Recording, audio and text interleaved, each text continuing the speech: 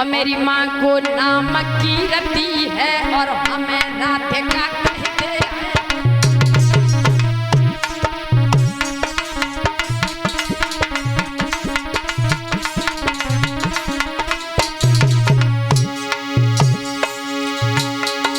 राधा बोली ब्रजभान पिता तो परसाने में रहते हैं। मेरी माँ को नाम की रखी है और हमें अधिका कहते हैं।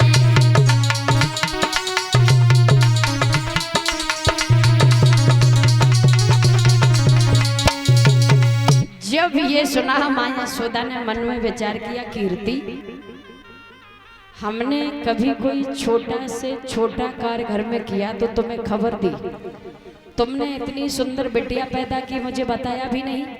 और प्रमाण ये मिलता है यशोदा डिस्ट्रिक्ट फर्रुखाबाद की भलंदन की पुत्री है।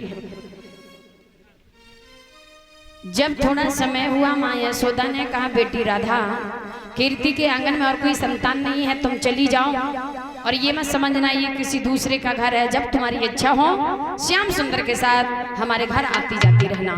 माँ ने विदा कर दिया। श्याम सुंदर और राधा जब थोड़े आगे बढ़े हैं, राधा ने कहा, श्याम हम तुम्हें तुम्हारे घर तक छोड़ने आए, भला तुम मुझे छोड़ने नहीं जाओगे? श्याम बोले, जब कौन सी बड़ी बात, चलो। धीरे धीरे थोड़ी दूर तो छोड़ो, भगवान कन्हैया बरसाने में पहुंच गए। जो शब्द माँ यशोदा ने कहे हैं वही मैया कीर्ति ने भी कहा। भोजन कराया, गोदी में बैठा लिया, श्याम सुंदर से बातें की। थोड़ी देर के बाद कहा, बेटा अब तुम घर जाओ। श्याम सुंदर राधा को लेकर के जब आगे बढ़े, राधा जब लौट करके वापस चली, श्याम बोले, राधा हम तुम्हें तुम्हारे घर तक छोड़ने आए, तुम मुझे छोड़ने नहीं जाओगी? जवाब दिया, मैं कैसे आऊंगी उधर से? कहने लगे, उधर से चिंता मत करो, मैं छोड़ जाऊंगा। राधा बोली, बस जय नाटक रचे ना रात भर, हम तुम्हें छोड़ जाए तुम हमें छोड़ जाओ। श्याम सुंदर वृंदावन की तरफ चले और राधा बरसाने की तरफ चली। हुआ क्या,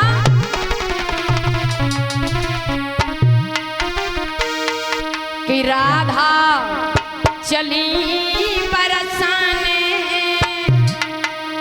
कन्हैया से सखी लइके रोए राधा।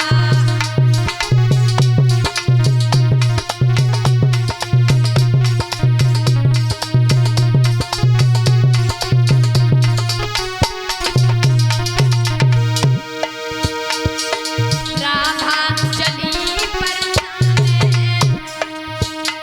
श्याम लखी लइके रोए राधा।